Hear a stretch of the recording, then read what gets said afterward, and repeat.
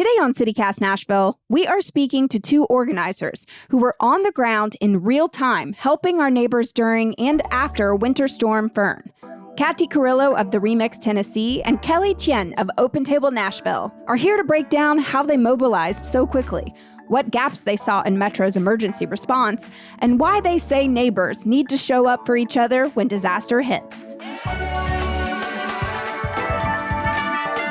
It's Tuesday, February 18th. I'm your host, Marie Cecile Anderson, and this is what Nashville's talking about. In response to Winter Storm Fern, the Remix Way, y'all put out like a bat signal on social media and called for immediate donations and volunteers. So what were you hearing was the greatest need for Nashville families? I would say, and I'll let Kathy speak more to the Latino community, but just generally speaking, people needed food. People needed anything to keep them warm that did not require electricity, which is very tricky in these situations.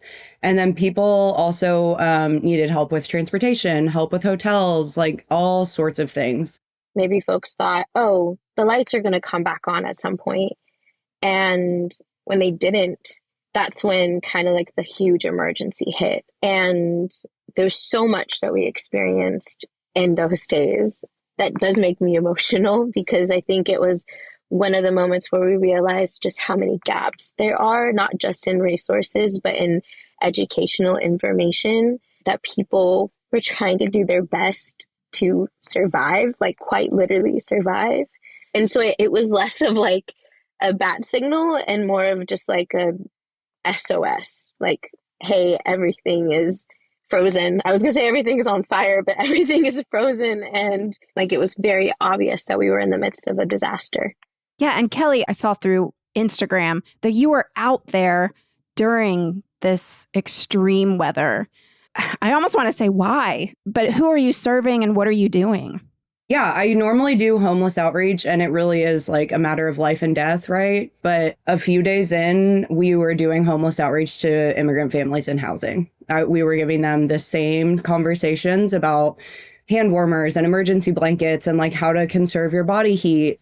And so that is something I've not done before, is doing homeless outreach to people who have homes. Kathy mentioned like getting information to people.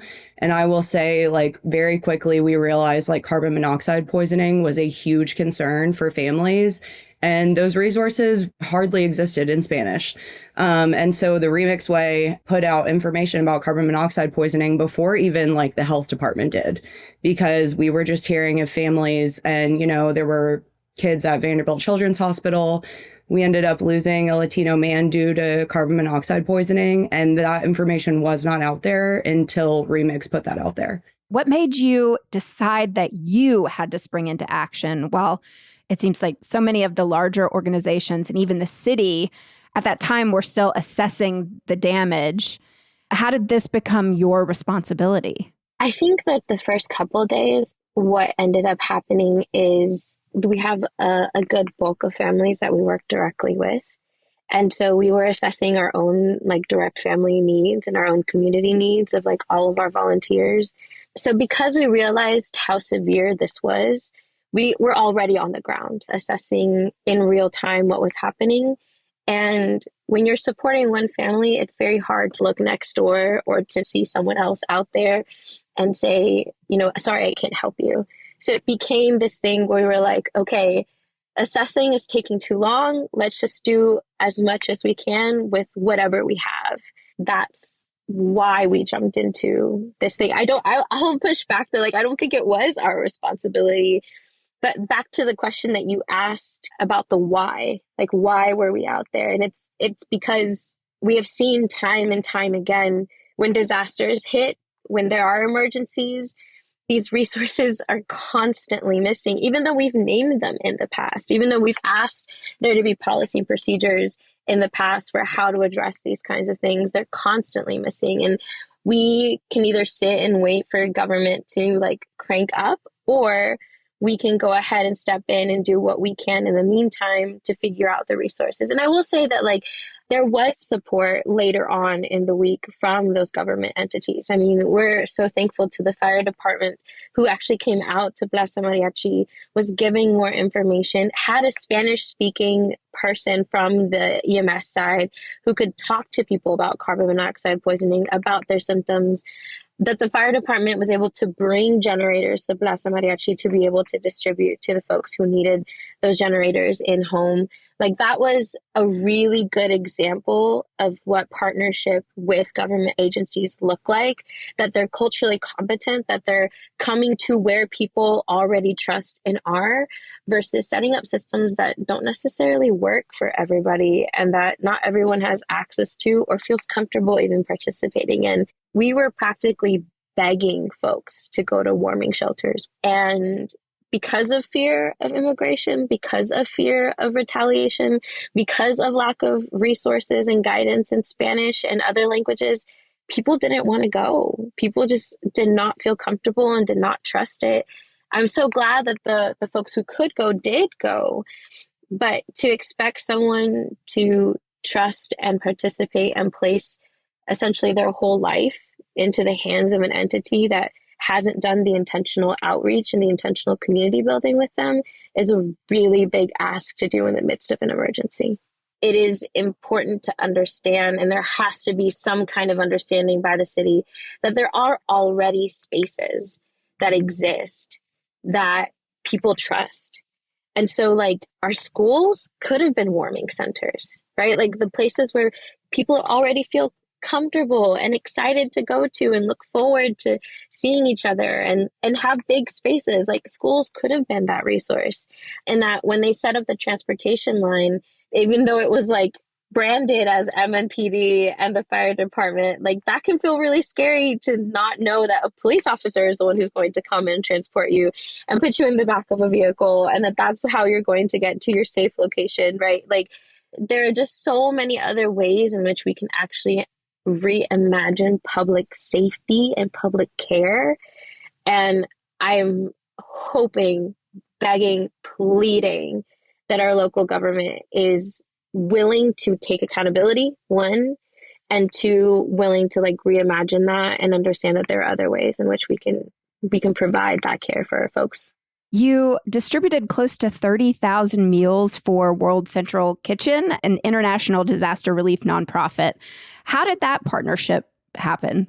It's actually in huge part thanks to Chef Julio at Maíz de la Vida. Chef Julio got reached out by World Kitchen to make meals for some different neighborhoods. And so he called us up and connected to me and said, hey, I'm already going to be cooking. Do you want this contact at World Kitchen? And I said, yes. You know, like, I had no idea. I didn't know idea if it was going to be like 200 meals or what it was going to be. But then the amazing folks over at World Kitchen were like, we can get you 1,000 burritos. And I was like, okay, let's get this done. And then Nashville Noticias called me and was like, hey, I saw that you're getting food.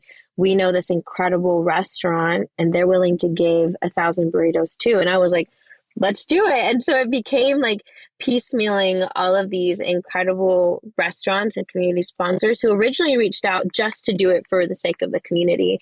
I mean, yes, Delicias Colombianas, Maíz de la Vida, Limo Peruvian Eatery, Acapulco Burrito, Don Juan Tacos y Carniceria in Madison, Happy Belly Burritos. Like, there are just so many folks. I think the message here is these are local immigrant-owned Latino restaurants who didn't ask who the food was going to, didn't ask like how much time they were going to be expected to work. Like, they jumped in because their community needed help and needed food. And despite the political atmosphere that we've been in, despite the way that the rhetoric has been formed around them, like, yeah, their deep care and concern and how much they do consider themselves a part of this community comes out always. Like, that is the thing that comes out always. And I'm really, really, really grateful to all of them for having participated in that way. And we were able to get out in partnership with so many other organizations, right? I mean, we worked with Madison Community Co-op. We worked with Plaza Mariachi. We were able to work with like Glenview Elementary, Napier, Paragon Mills, to feed their students, their neighbors, and their teachers. I mean, even like Madison Community Co-op, I got a call from someone who is a union leader and thanking us for feeding linemen, which I was very surprised by, but then I found out that Madison Community Co-op had gotten some of the meals that we had directed their way to linemen. And so we ended up as a city relying on nonprofits in a sense to feed the people who were working 14 to 16-hour shifts to get our power back on in incredibly hazardous conditions. I'm sure some of them didn't have power. That is a small example that just, to me, demonstrates a lot more than what it is, right? It is, why are we relying on tiny nonprofits, many of which are Remix is 100% volunteer run. I mean, even Open Table, yes, we have a very small staff, but we're the only organization that is out winter canvassing at night all winter in the entire city. So we're just placing immense burdens on these tiny nonprofits, small volunteer run orgs, when we have tons of money and tons of resources available. But again, like in the moment, we just step up and do it because Katty and I and so many people who we work with, like we serve communities that their existence is criminalized, immigrants and people experiencing homelessness. And so, no, we don't have time to wait. We don't wait to have the conversations or for someone to come to us. We just kind of jump into action. Oldest daughters.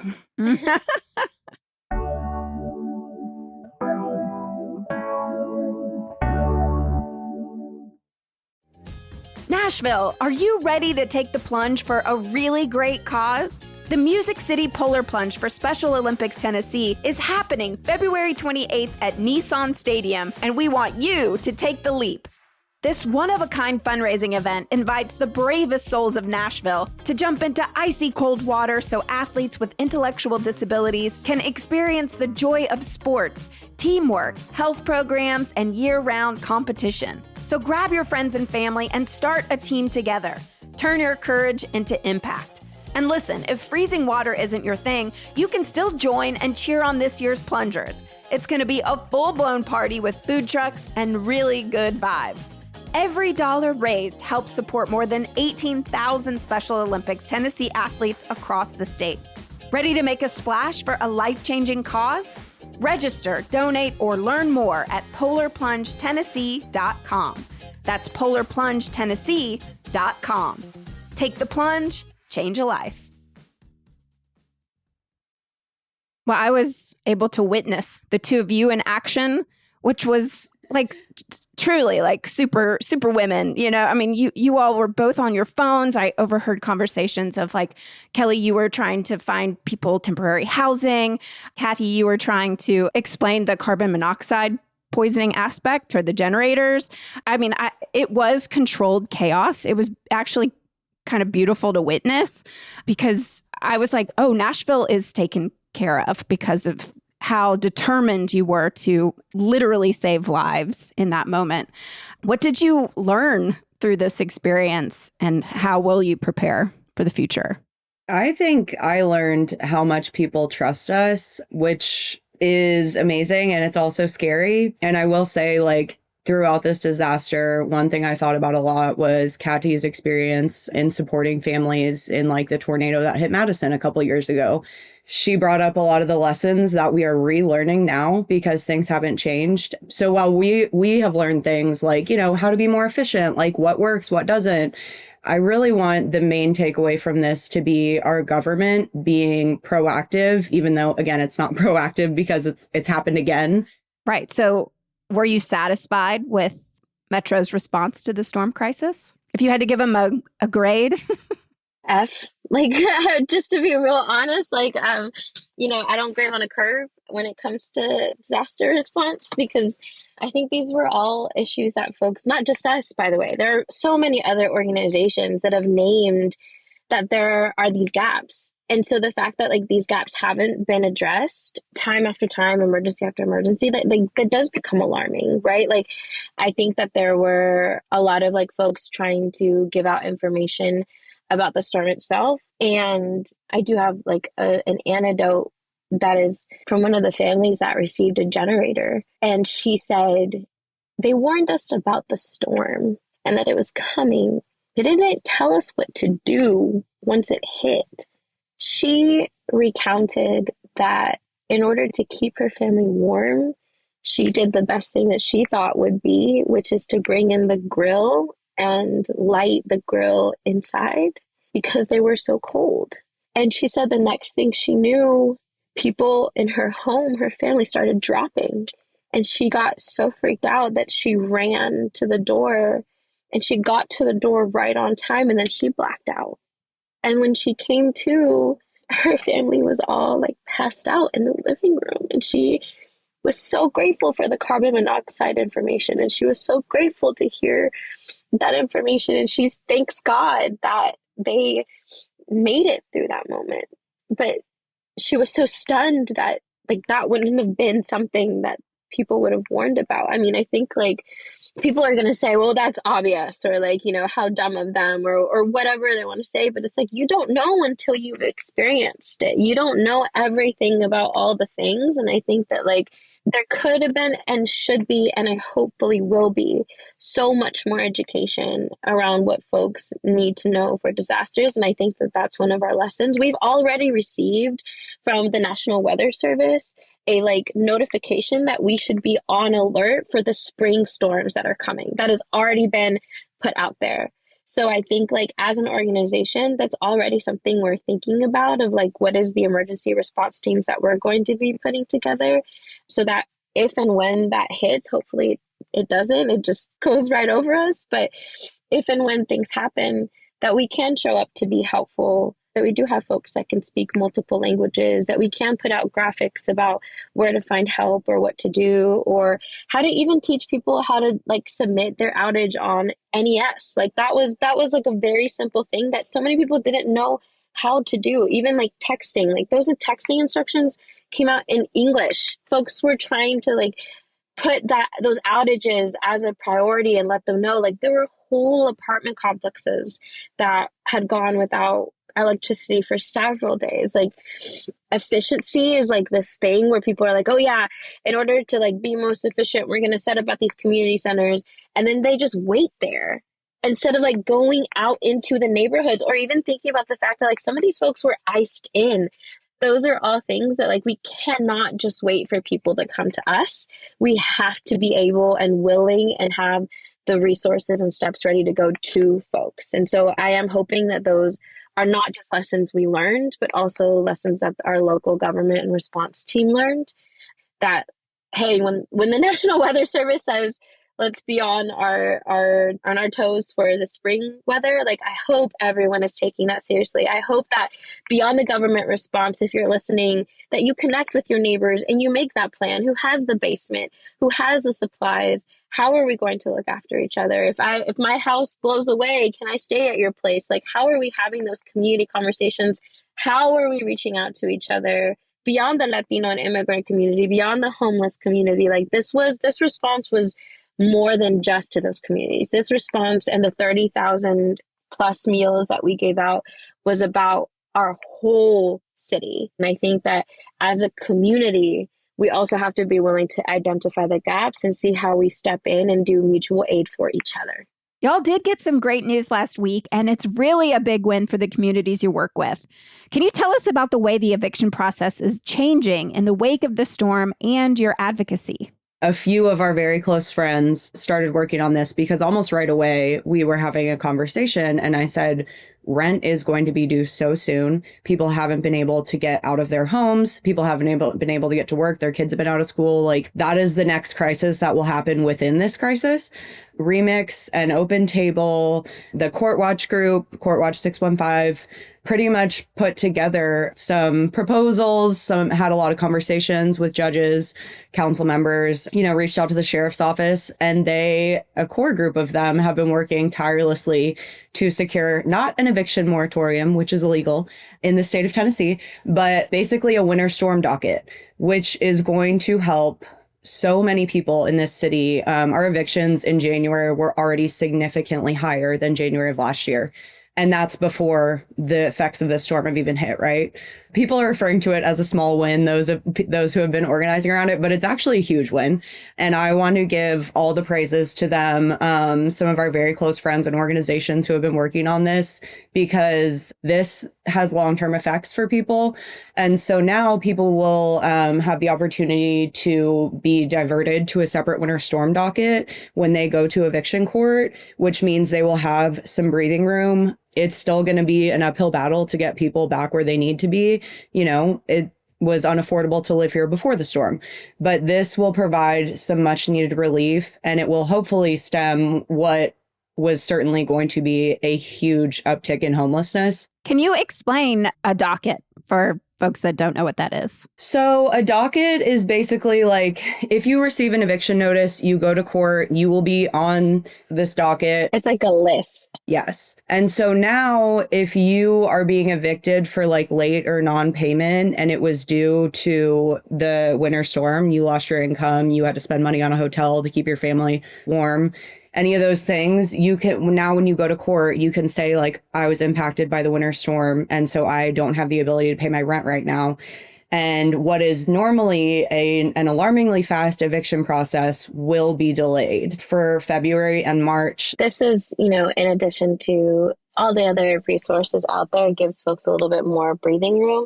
But I think one of the other alarming things to us was, there was like the fund that came out for housing and rental assistance. But if you know how expensive rent is in Nashville, we knew that was only going to cover like a couple hundred people, right? And so I think like this is where these kinds of policy pushes and these kinds of conversations with city leaders result in something that doesn't just help a couple hundred folks, but can help a larger amount of people and give them that breathing room and space. And I think that especially in this day and time, it is so important for us to come up with creative solutions that may not be like end all be all. We're going to hold our city leaders accountable to make sure that there is that, but it provides a little bit of space and a little bit of opportunity for folks to try to get their lives back to normal. And a huge shout out to India and Raquel and all the other amazing folks that made this happen. One other thing I will say, and because Kathy talked about the relief with like financial assistance,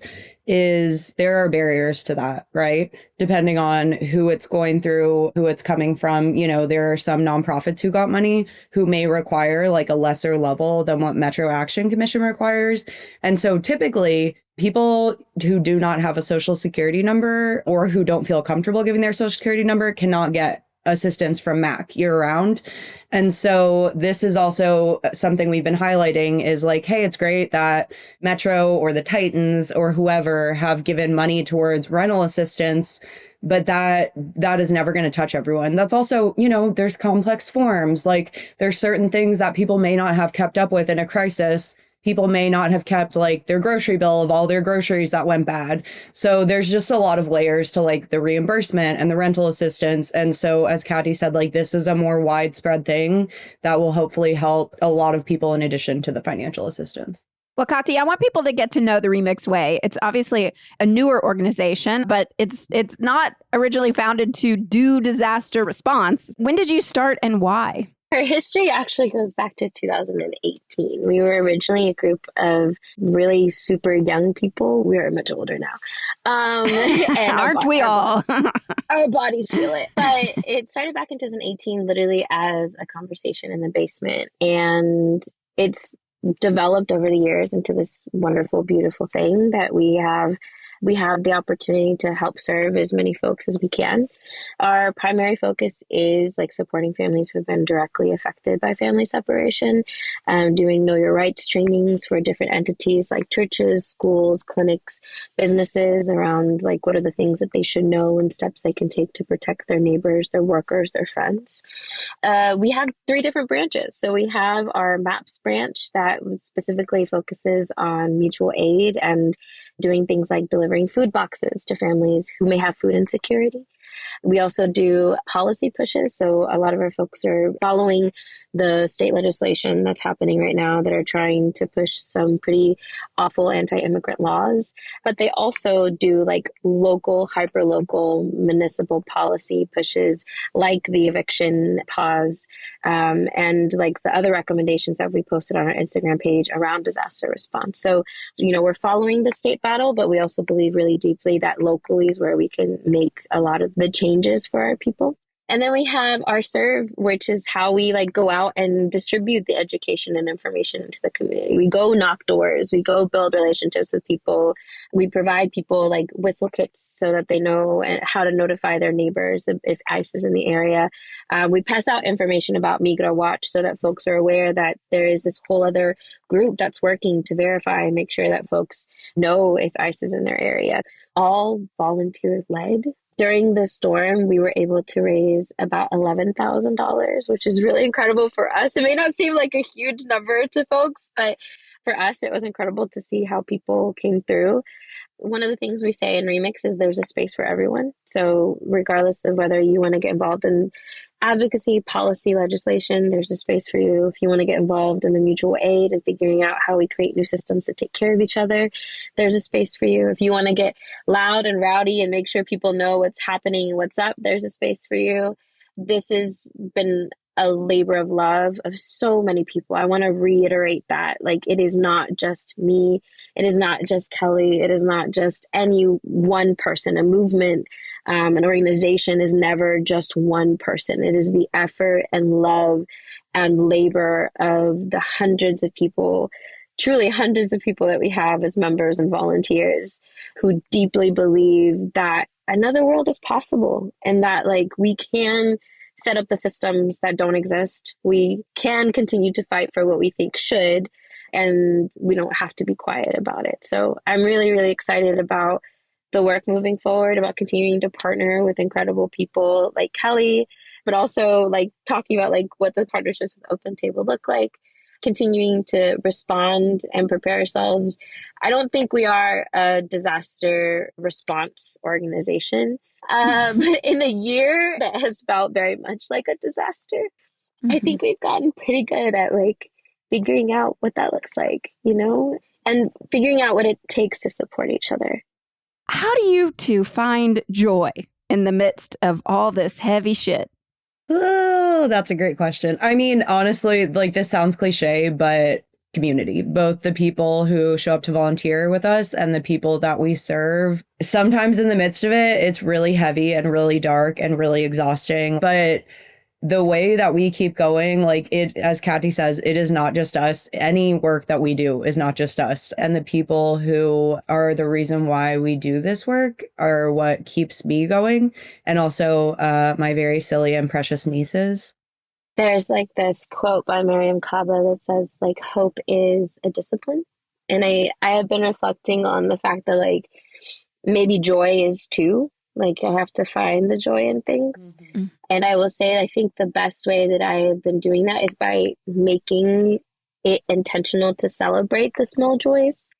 I'm an emotional person and that's okay, but I am accepting that I can cry happy tears. Like there are so many happy tears to be cried. Like the eviction pause is a happy tear moment.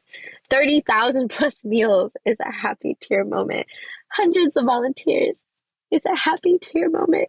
Saving our friends from being placed in the deportation pipeline is a happy tear moment. And so, yeah, more happy tears. I'm going to find the joy in the happy tears because we all deserve to have the happy tears. That and my chickens and my dogs and my son all give me happy tear moments. Oh, well, you both give me happy tears. I'm so grateful. I know all of Nashville is too. Thank you both. Have a wonderful day. You've just made mine. Thanks. Oh, thanks, thank you, CityCast.